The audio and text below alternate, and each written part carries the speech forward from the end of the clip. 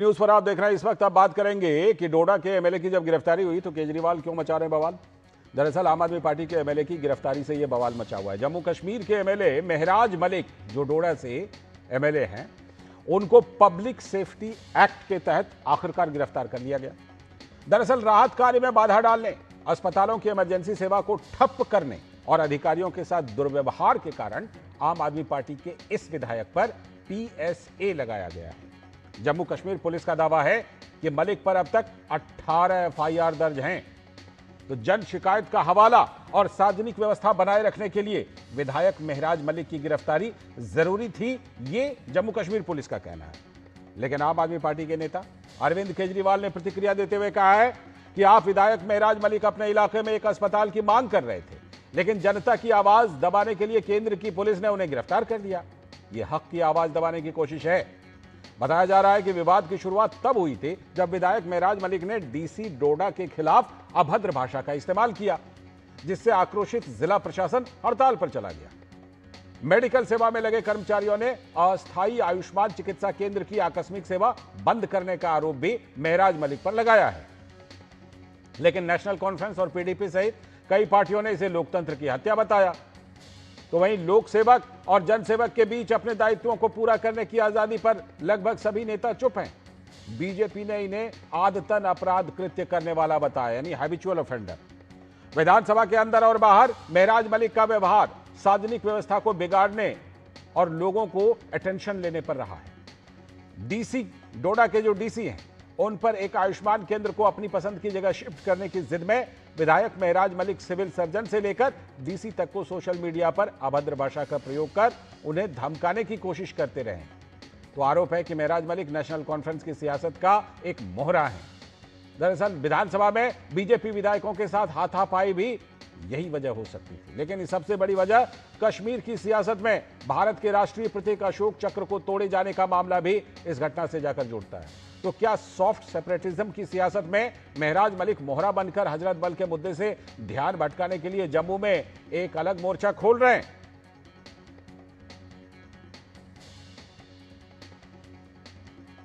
लेकिन इन सब के बीच डोडा के विधायक महराज मलिक ने उल्टे मीडिया पर यह आरोप लगा दिया कि मीडिया दरअसल उनके कृत्यों को बढ़ा चढ़ाकर दिखा रही है। ये मीडिया के लोग क्या चला रहे हैं, क्या गाली है, गाली क्या है? उनके फैमिली को जो है टारगेट, तो फैमिली बाप नहीं है उसका, माँ नहीं है उसकी, बच्चे नहीं है क्या? हमारा परिवार नहीं है? जिन लोगों को इन्होंने पर्चा दिया उनका परिवार नहीं है, उनके माँ बाप नहीं है, ये चीजें नहीं है। देखिए, सबसे बड़ी बात मैं आपको एक ही बताऊंगा कि मामला कुछ भी नहीं है और ये ऐसे ही बढ़ाया जा रहा है। तो वहीं भाजपा के नेता अनुराग सिंह ठाकुर का कहना है कि महराज मलिक का कृत्य दरअसल निंदनीय है। को इन्वॉल्व करना कहाँ की ये राजनीति है कि आप एक ऑफिसर की बीवी को, उसकी माँ को, उसके बाप को आप पता नहीं कैसे कैसे शब्दों से संबोधित कर रहे हो आप उनकी फैमिली को। बहुत ही घटिया है। हम कड़े शब्दों में निंदा करते हैं इस चीज की। अनुराधा ठाकुर बीजेपी की नेता निंदा कर रही थी और साथ ही पीडीपी के नेता खुर्शीद आलम का कहना है कि पीएसए युवाओं के लिए अनलॉफुल है, यानी बचाव किया है।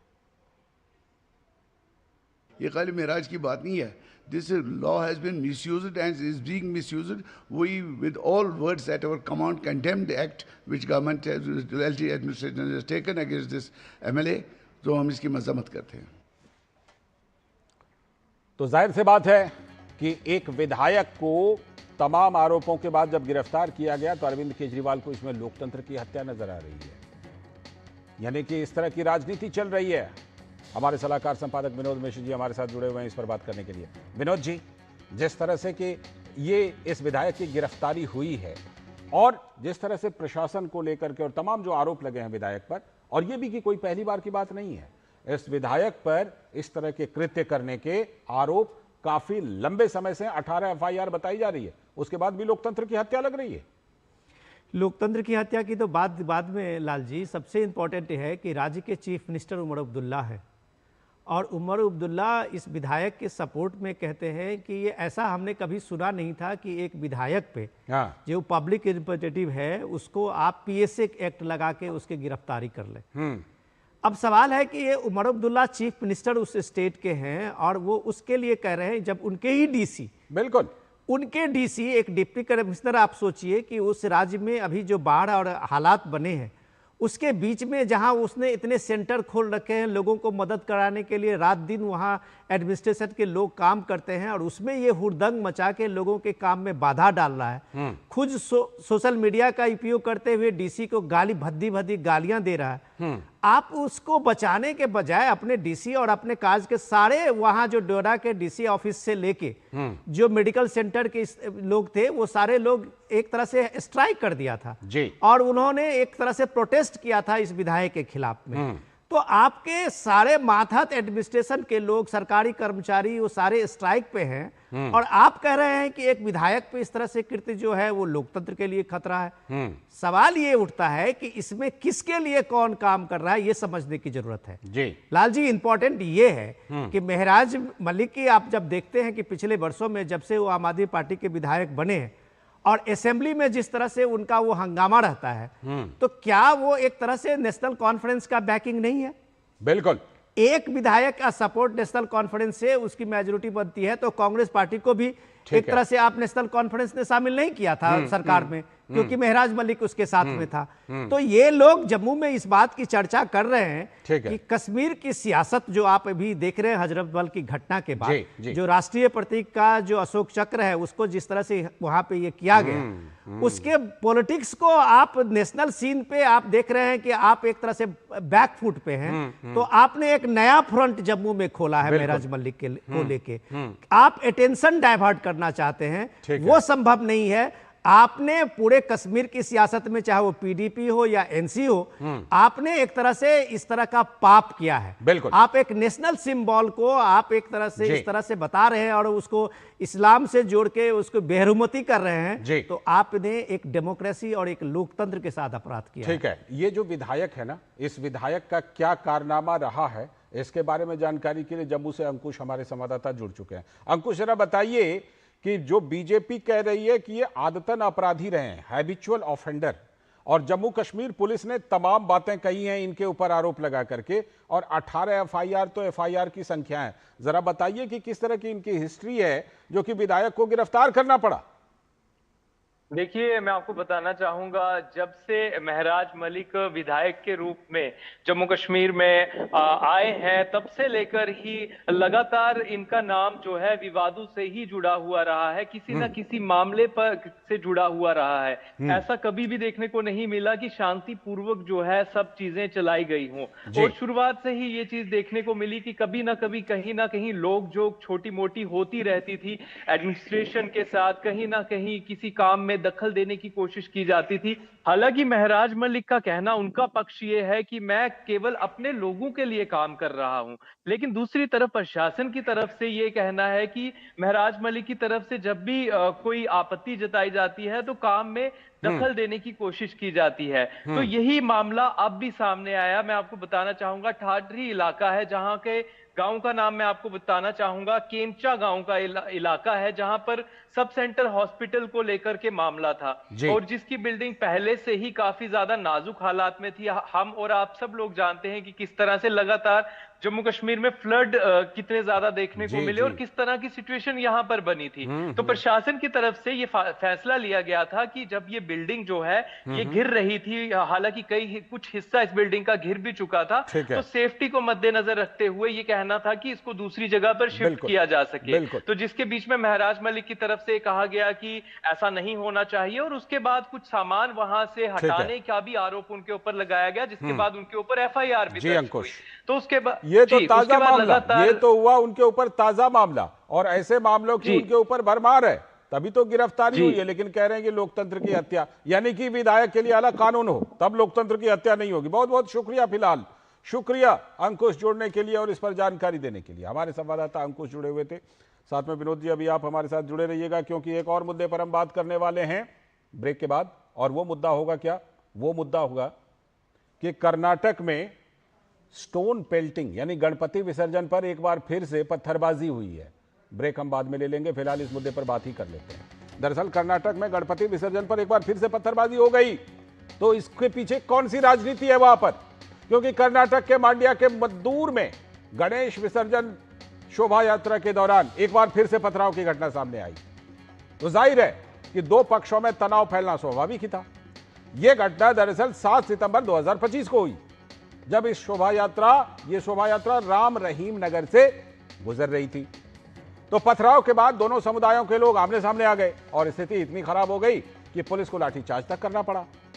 कर्नाटक पुलिस का दावा है कि 21 आरोपियों को गिरफ्तार कर लिया है और हालात सामान्य बनाने की कोशिश हुई है। लेकिन बड़ा सवाल तो यह है कि गिरफ्तारी पिछले साल भी हुई थी, फिर इस साल ये विसर्जन में ही पत्थरबाजी की घटना क्यों सामने आई?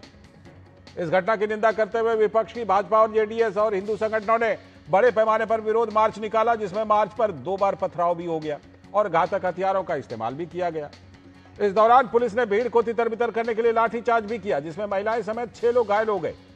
और हिंदू संगठनों ने आज भी मजदूर बंद का आह्वान किया है, जिसके मद्देनजर शहर में धारा 144, जो पुरानी धारा 144 थी, नई धारा कुछ और है, वो अब लागू कर दी गई है। और सुरक्षा के लिए राज्य के विभिन्न जिलों से अतिरिक्त पुलिस बल भी तैनात कर दिए गए हैं। बुधवार को शहर में सामूहिक गणेश विसर्जन का आयोजन किया जाएगा, जिसमें राज्य भाजपा नेताओं का एक प्रतिनिधिमंडल भी भाग लेगा।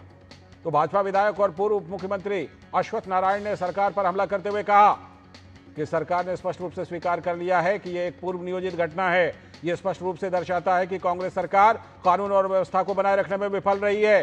सरकार ने निर्देशों को नहीं अपनाया और मुस्लिम समुदाय के प्रति नरम रवैया अपना रही है। वे उन्हें अपनी मर्जी से काम करने की अनुमति दे रहे हैं। तो वहीं जेडीएस का दावा है कि आमतौर से शांत रहने वाला मांड्या कांग्रेस शासन में अशांत कैसे हो जाता है। इसके सिर्फ राजनीतिक कारण है। जानकार मानते हैं कि मांड्या में कांग्रेस पार्टी का सीधा मुकाबला जेडीएस से ही रहा है, लेकिन एक मुश्त वोट बैंक पर कब्जा ने दंगे की सियासत को हवा दी है। हनुमान ध्वज हटाने से लेकर मूर्ति विसर्जन तक प्रशासन के ढीले रवैये ने कानून व्यवस्था की चुनौती वहां पर बढ़ा दी है। लेकिन कांग्रेस के नेता प्रियांक खरगे ने उसके उल्टे भाजपा पर ही सांप्रदायिकता फैलाने का आरोप लगा दिया। This is nothing but BJP's communal politics. Okay, there are in Karnataka there have been lakhs of visarjans that have happened throughout the state in the last 21 days, but a stray incident is being given a communal color as usual by the BJP. तो वहीं BJP के नेता सीटी रवि ने कहा कि जल्द ही घटना के पीछे का सच सबके सामने आ जाएगा। कौन दंगा किया, उसको पीछे कौन है, कौन किसका संगठन जहर फैलने का काम किया है, उसको अरेस्ट करना पूरा सही तरीका से जांच होना, सच के साथ हम खड़े होंगे। और जेडीएस के नेता निखिल कुमारस्वामी ने कहा कि कर्नाटक सरकार को जवाब तो देना ही होगा। It is not the first incident which has taken place, but when you come to Mandya from past couple of years, since Congress is in governance, one incident regarding the Hanuma Dwaja which happened in Kergod, that is in Mandya, and another incident in Nagamangala, the same Ganesha incident last year it took place, and this is the third incident. See, as far as my knowledge, up till now, there are no such incidents which has taken place in Mandya especially. But these kind of incidents are very sensitive incidents. तो कर्नाटक में इस तरह की घटना लगातार होती रही है। हाल के दिनों में और लगता है ये घटनाएं बढ़ गई हैं। कर्नाटक की राजधानी बेंगलुरु से हमारी संवाददाता ज्योति जुड़ चुकी हैं इस खबर पर और ज्यादा जानकारी देने के लिए। ज्योति, ये बताइए कि ये घटना किस तरह से घटी, क्योंकि कर्नाटक से इस तरह की खबरें तो आती रहती हैं। पिछली बार भी गणपति विसर्जन के दौरान हमला हुआ था, इस बार भी ये खबर आ गई। ये जो घटना है, इसमें पहले गणपति विसर्जन पर हमला हुआ, उसके बाद इस चीज को लेकर के जो विरोध प्रदर्शन हो रहा था उस पर भी हमला हो गया। यस लाल संजी, मैं जैसे आपने कहा, मैं एक इंसिडेंट की बैकग्राउंड बताना चाहती हूँ। जब भानुवार गणपति विसर्जन हो रहा था मंड्या के मद्दूर में, राम रहीम एरिया में, वहां पे एक मस्जिद है। हर साल उस मस्जिद को क्रॉस करते हुए जो गणेश विसर्जन प्रोसेसन होता है ना, वहां पे कोई भी नारा नहीं लगाते, क्योंकि वहां पे मुस्लिम ने रिक्वेस्ट किया था कि नारा मत लगाइए, जय श्री राम या जय गणेश कैसे कुछ भी नारा नहीं था। जब मस्जिद के क्रॉस होने के बाद यहाँ पे जो भक्त है, गणपति भक्त है, हिंदू भक्त है, वो लोग वहां पे नारा लगा रहे थे, जय श्री राम, जय गणेश, ऐसे नारा लगा रहे थे। पता नहीं कहां से वो मस्जिद के पास से पत्थरबाजी हुआ, 4-5 लोगों ने वहां से पत्थरबाजी की। उन पत्थरबाजी की वजह से वहां पे बहुत लोग घायल हुए। शांति दौर से वहां पे वो कोई भी हंगामा नहीं मचा रहे थे, बहुत ही सेलिब्रेट कर जा रहे थे। लेकिन जब वहां से पत्थरबाजी हुआ, लेकिन वहां पे भी हंगामा नहीं हुआ। वो लोग गणपति विसर्जन के लिए वैसे ही शांति से शांति बनाकर जा रहे थे। तो इसी घटना को व्यापक आक्रोश व्यक्त करते हुए सोमवार सब हिंदू लोग वहां पे मंड्या मद्दूर के लोग, हिंदू संगठन और बीजेपी लीडर्स जो है प्रोटेस्ट कर रहे थे। और वहां पे उस प्रोटेस्ट में महिलाएं भी थी, लेकिन पुलिस जो है वहां पे भी थोड़ा घर्षण हुआ मुस्लिम और हिंदू के बीच। तब वहां पे पुलिस लाठीचार्ज किए। उस लाठीचार्ज में महिलाएं भी घायल हुए। सो पूरा हमने मामला देखे तो यहाँ पे वहां पे पत्थरबाजी एक प्री प्लान इंसिडेंट ऐसा नजर आ रहा है। वहां पे जो लॉयर्स है और वहां के जो निवासी हैं वो सब आरोप लगा रहे हैं कि ये सब प्री प्लान इंसिडेंट है। जैसे आपने बताया एक बात मैं जरूर पूछना चाहूंगा, पिछले साल भी हुआ था। ज्योति, एक बात जरूर पूछना चाहूंगा, इस इलाके का नाम देखिए, क्या नाम है? राम रहीम नगर, ठीक है। और जहां तक मुझे जानकारी है कि आबादी लगभग बराबर है, ठीक है। 2 दिन पहले यहाँ मिलादुल नबी की यात्रा जो जुलूस है वो बिल्कुल शांति अमन के साथ निकल जाती है, और 2 दिन बाद जब गणपति विसर्जन की यात्रा होती है तो ये बवाल होता है। इससे तो बड़े सवाल उठते ही हैं कर्नाटक सरकार पर भी।